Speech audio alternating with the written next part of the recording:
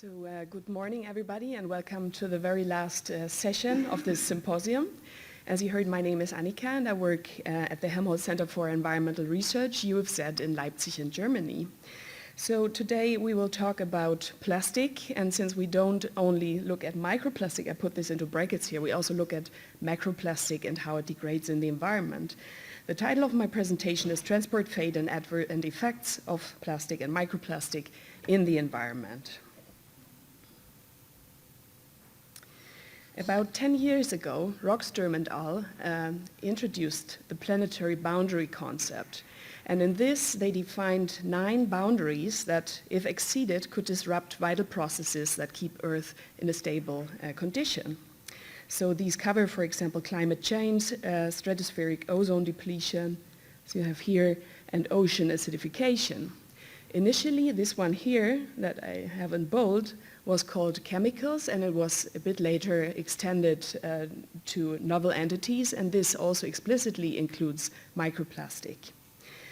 Some of these boundaries were relatively easy to quantify, to see in which state we are in and where the tipping point might be, but the one chemicals or novel entities was very difficult to put a measure on, because there are hundreds or thousands of chemicals out there in the environment, and we don't know very much about mixture effects, and we don't know very much about plastic. So some colleagues at Stockholm University and the Stockholm Resilience Center, they looked at a definition, and they came up with 3 conditions that can help us quantify the status of novel entities. And for a chemical or an item to be a planetary boundary threat, they said it needs to be globally out there. So global exposure is one criterion. It has to be poorly reversible, so we can't remove it very easily, and it's affecting an Earth system process. So looking at plastic in this context, there is for sure planetary scale exposure, because there's plastic all over the place, everywhere worldwide, and it's not easily reversible. So 2 of these conditions are fulfilled, which makes plastic a planetary boundary threat, as we argue in this paper here. And even though we don't know about some of the impacts, we haven't found something that is really disrupting an Earth system process, which could be, for example, primary production if it was heavily impacted. We need to apply something that's very common in chemical risk assessment, that is the precautionary principle. So we need to prevent more plastic from entering the environment, because it will persist for decades or centuries. So if we look at the fate of plastic in the aquatic environment, you've heard in the introductory presentation already that most of the plastic comes from land-based sources, for example, landfills, agriculture, or also sewage overflow. And this plastic can then enter river systems and be transported passively, either by rivers and then later on by ocean currents. We have heard or read recently that also atmospheric transport is of high relevance, since just some weeks ago some colleagues of ILCA have shown that plastic is present in Arctic sea ice. And of course there's a lot of question marks behind the effect question, so both looking at aquatic organisms but also at humans, of course, and other animals. So when plastic enters the oceans, it accumulates in so-called gyres. So these are areas of circular motion in the sea surface currents that lead to accumulation of plastic in so-called garbage patches. And there are 5 major ones here in the Atlantic in the north and south. In the Pacific there's also 2, and there's one that is probably a bit less explicit in the Indian Ocean. Of course, we have a lot of coastal pollution also, simply because many of the sources are land-based, but also since ocean currents sometimes lead to strong accumulation in some shores. And we are talking all the time about microplastic, but I thought we should have a proper definition. And science has come up with this definition that I put here, that those are plastic particles that have less than 5 millimeters in their longest dimension, which is a bit weird because micro would mean smaller than 1 millimeter, but somehow we ended up with this definition. And then there's, of course, a large variety of polymers and also copolymers, so it's a large mixture in itself already. When I started working in this field, people were looking at perfectly spherical particles, but this is of course not what we have out there in the environment, because there's a large variety in shapes. So we have fibers that are of special interest in research, there's sheets, and we also have fragments that originate from larger plastic items. So the message here is that plastic is not inert, but it is subject to weathering in the environment that can lead to shedding of particles, leading to the formation of microplastic, and very likely also nanoplastic, although we still have difficulties in measuring it in the environment simply because there's so much particle matter out there that we can hardly sample and isolate it.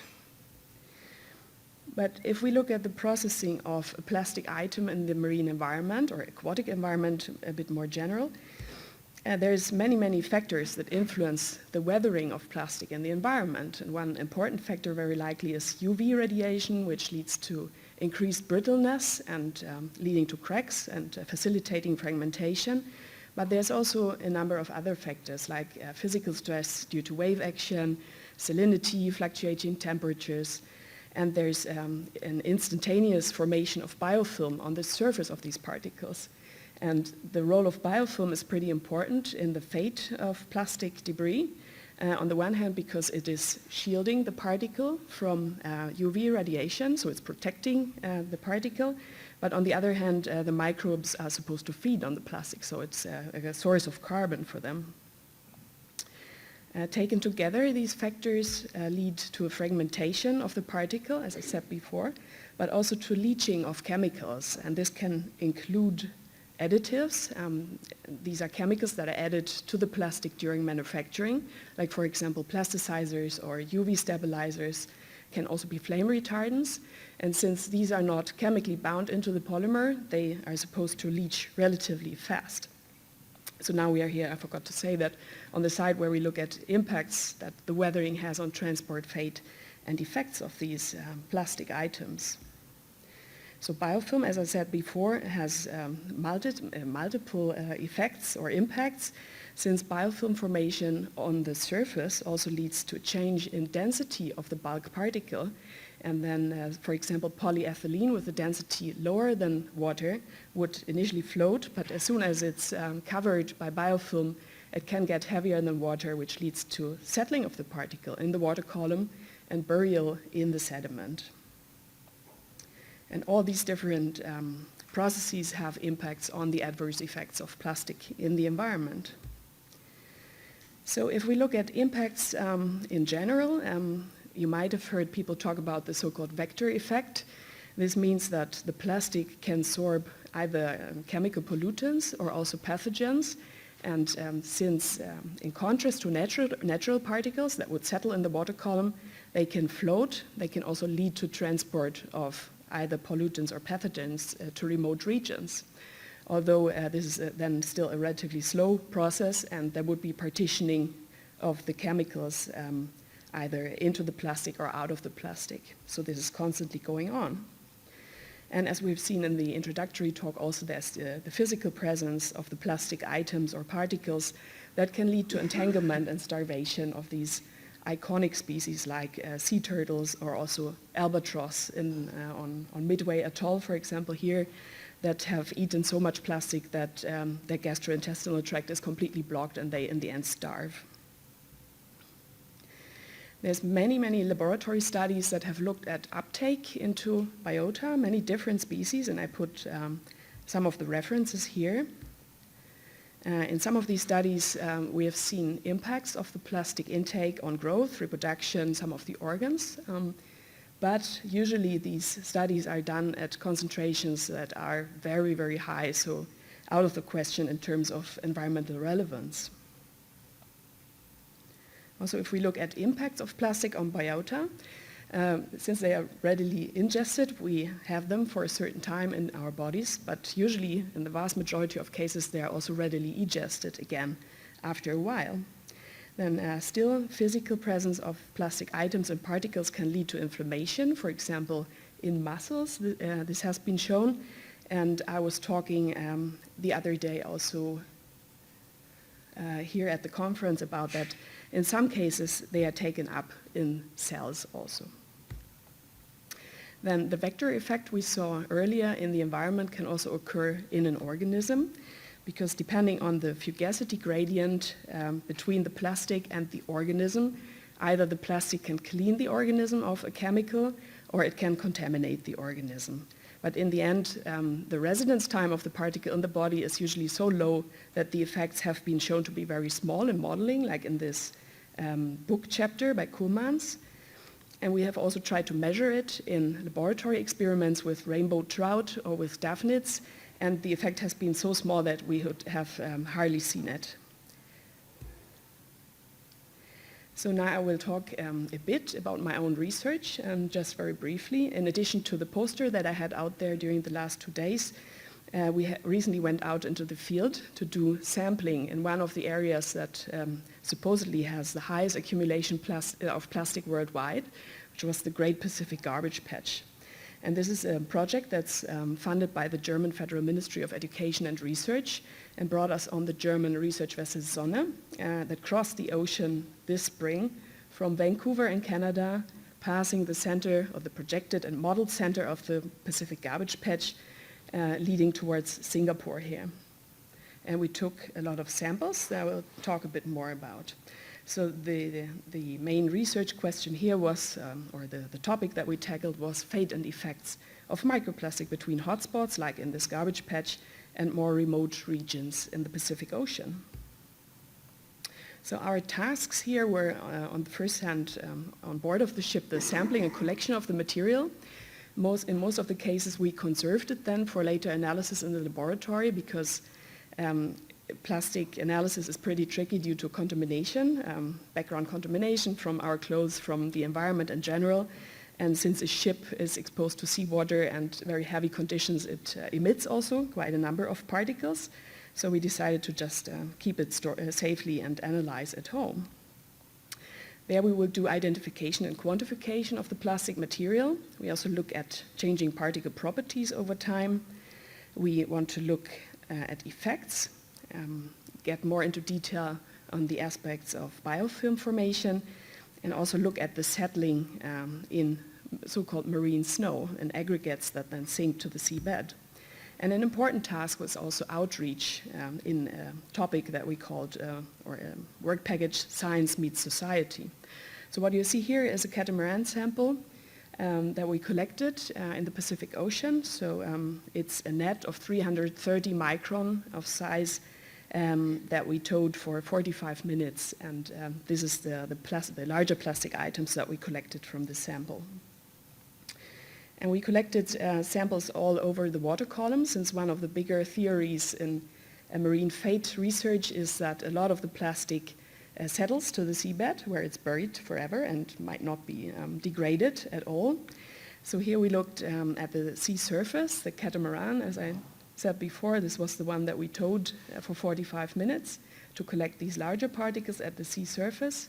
This is a so-called marine snow catcher for these aggregates. And we also used simple scoop sampling while we were at stations, since it took very long, it's very deep there. And this was actually our most successful sampling strategy to get out larger amounts of plastic, since we had this kind of containers and a lot of fragments that were just floating by while standing there in the middle of the ocean. In the water column, we used a so-called CTD rosette sampler that has a number of sensors, and we sent it down to the seabed to about 5,000 meter depth. And on the cable here, we attached McLean in situ pumps to collect particles from the water column. Those were then different sizes, but smaller than what we sample at the surface. This is the CTD one going down from the ship. And we took samples from the seabed using a multiple core. We're collecting 20 cores here from the seabed. And we also used a so-called OFOS, that's the Ocean Floor Observation System, to take images and videos from the seabed. So this is a picture, it's a picture actually we took with a drone that unfortunately drowned after this use. So on the very first time we used it, we lost it, but we were able to recover some of the images at least. So this is a catamaran being towed on the side of the ship, not to sample the ship contamination or the plastics the ship emits, but what we have in the ocean. And here's some more images. The catamaran here during deployment. Here it's in the water. And this is one incident where we collected a larger plastic item in this catamaran net. This is a clothes hanger. And we also had a specific net built by the crew of the ship to sample large items, because the scoop we had was about this size, the diameter, and we couldn't use it to collect something like this big barrel that we took out of the water. This is the McLean in situ pump, and this is one of the filters we used. And here you see there was always a lot of excitement when we got the samples out, and everybody was out there and looking at the material we got. This is a multiple cora we sent down to the sea floor. And here you see how we slaughtered these different columns. You see also we had a lot of manganese nodules here. Sometimes the OFOS showed hardly any open sediment, but only manganese nodules. And sometimes we saw also plastic items on this image. This is the OFOS before being sent down, so here are the cameras. Yeah, as I said, we just sent the samples, and actually earlier this month I got them to my home institute, so now we will have 2 years of research time to work on the samples. This is just a snapshot of what we did so far. So this is by Sonja Oberbeckmann from Leibniz Institute for Baltic Sea Research. They looked at biofilm and the diverse microorganisms that they isolate from the plastic, looking at different morphologies with the goal of analyzing their genome, and they want to see if there is any adaptation mechanisms. So the question is there a plastic lifestyle in specific organisms that grow only on one or the other material? And we also had a large mesocosm experiment on board of the ship that you see here. It was a large tank where we exposed plastic that we brought to the ship, and one was covered by a lid to exclude UV radiation, and the other one was open. So here you saw the aging or the weathering after 28 days of exposure. This is on the first day. And this is work by our partners at Fraunhofer Institute in Dresden that look into different characterization techniques and want to see how the weathering proceeds in the field with controlled natural conditions, as we call this. So the last thing I want to cover in this presentation is outreach, since I think it's a very important topic. We had from the board of the ship an artist that was writing a blog and also doing photo documentation. Unfortunately, it's only in German, but still it was quite successful and there was a lot of interest. And in the other plastic project that I showed on my poster that was called WeatherMIC, we finalized it this spring by having a stakeholder workshop close to Brussels, where we had some representatives of industry, policymaking, consultants, scientists, and science management. And we talked about our research outcomes, but also the more general research field and where we saw the most pressing needs for research questions or topics that we address in the future. And my colleague Dana and I, we decided we don't want to write another report out of this. So we decided to go for a science comic instead. And the most important aspects that were discussed at the workshop we put into the story surrounding Bela, our octopus here. That's our main character. And what is most interesting here for you maybe is this part, so I go a bit more into detail.